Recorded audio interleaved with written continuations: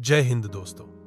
इतिहास में आज हम बात कर रहे हैं गुलामों के गुलाम इल्तुतमिश की। इल्तुतमिश का जन्म तुर्क जाति के एक इल्बरी कबीले में मध्य एशिया तुर्किस्तान में हुआ था। वह मूलतः एक गुलाम था। बहुत ही बुद्धिमान और योग्य होने के बावजूद उसे बचपन में ही दास बनाकर बगदाद लाया गया था। उसे दिल्ली के पहले सुल्तान कुतुबुद्दीन ऐबक ने खरीद लिया और वह ऐबक का प्रियतम दास बन गया। उसकी योग्यता, साहस और प्रशासनिक क्षमता को देखकर ऐबक ने उसे अपना दामाद भी बना लिया।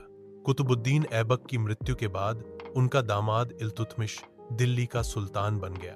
इल्तुतमिश को सत्ता में आते ही कई दुश्मनों से लड़ना पड़ा, जैसे आराम शाह, जिसे हराकर सत्ता ली, तथा यल्दौज, गजनी का शासक, जिसने दिल्ली पर दावा किया था, एवं काबुल, मुल्तान और लाहौर के स्थानीय राजाओं को भी इल्तुतमिश ने हराया। रणथंभौर, कालिंजर, ग्वालियर आदि पर इल्तुतमिश ने विजय प्राप्त की। चंदेलों और परमारों को भी इल्तुतमिश ने परास्त किया। बंगाल के शासक अली मर्दान ने विद्रोह किया था।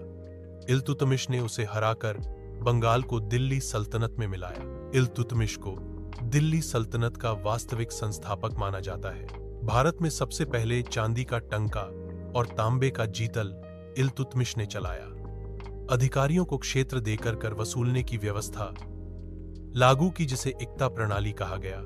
इल्तुतमिश ने 40 प्रमुख तुर्क अमीरों का समूह बनाया, जिससे चालीसा दल या तुर्क ए चहलगामी कहा गया। उसने बगदाद के खलीफा से खिलत राज्य की मान्यता प्राप्त की। इससे उसकी सत्ता को वैधता मिली। कुतुब मीनार का निर्माण कार्य पूरा करवाया, जो ऐबक ने शुरू किया था। इल्तुतमिश की सबसे योग्य संतान रजिया सुल्तान थी। उसने अपने जीवन काल में ही रजिया को उत्तराधिकारी घोषित किया, लेकिन अमीर इससे सहमत नहीं थे। इल्तुतमिश की मृत्यु 1236 में हुई। इसके बाद कुछ समय तक संघर्ष चला।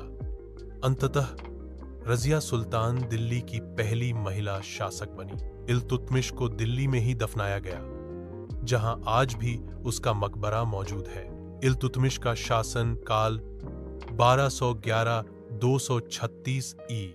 वंश गुलाम, वंश ममलूक। राजधानी दिल्ली। विशेष पहचान: गुलाम से सुल्तान बनने वाला भारत का पहला शासक था।